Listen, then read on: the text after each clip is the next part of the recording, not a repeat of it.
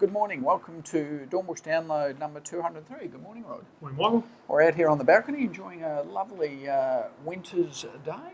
Not much rain about though. We got some on the weekend. Bit dry, but mate, a little bit of a reprieve, but yeah, we could do with a bit more, that is for sure. Mate, Blackmores kicking a few goals in the last couple of days. They are kicking a few goals. Blackmores came out and reported yesterday their annual earnings. There was a 19% profit jump, which the share price loved. The share price was up 11% yesterday. So Blackmores is your vitamin pill manufacturer, or whatever you want to call it. And basically, yeah, increase in profits, increase in revenue. Revenue was about 601 million for the year. A big part of that is their push into China and Asia.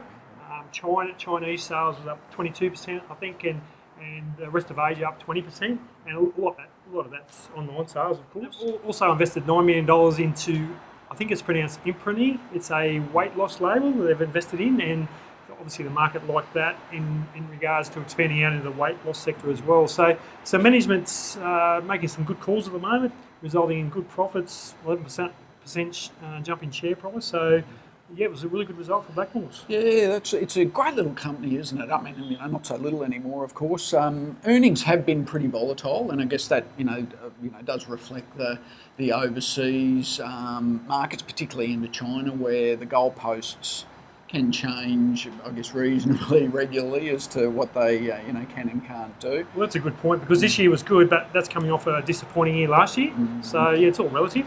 Yeah, and they're not a great dividend payer, are they, Blackmores? No. Not a great. I think it's about 1.5% maybe. Yeah. So it's not you buy for growth. Yeah, definitely. Yeah. So no, certainly, yeah, one to look at for a more growth orientated investor. Yeah, a little bit lean on the dividend, but if they can keep that momentum, because they have been a $200 plus company, haven't they? Yeah, they're hovering around the $162 mark at the moment. So yeah, so it's a bit off the 200, but yeah, potential for the future, especially when you're talking about China and the Asian market online sales.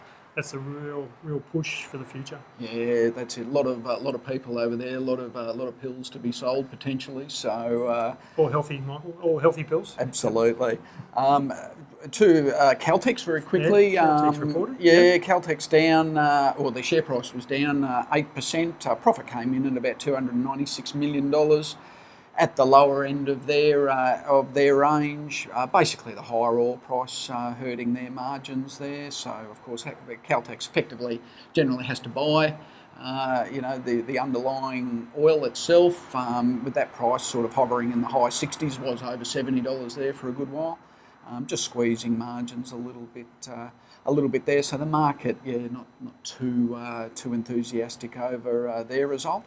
And earnings season generally, Rod, actually hasn't been too bad. There's still a few to trickle in, but we're pretty much done now. Roughly 50% of companies have reported in line.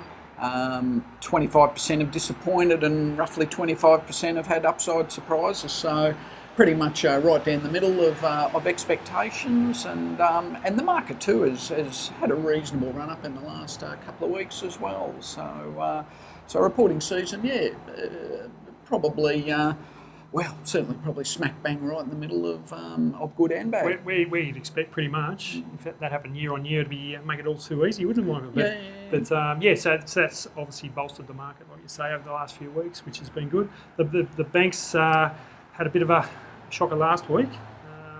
Came off a fair way last week with a bit of political turmoil.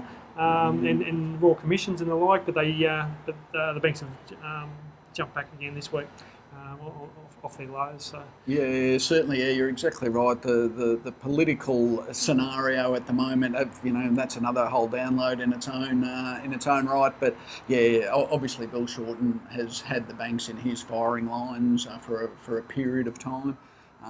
So I guess we'll wait and see how those cards play out. We'll see how Scott Morrison goes, our new Prime Minister, and see how the market seems to have accepted him so far for the first couple of days. Yeah. So we'll see what happens in the future. Yeah, absolutely. Well, mate, I think that's us done for today. So we'll see you next time. Thanks, Michael. Thank you.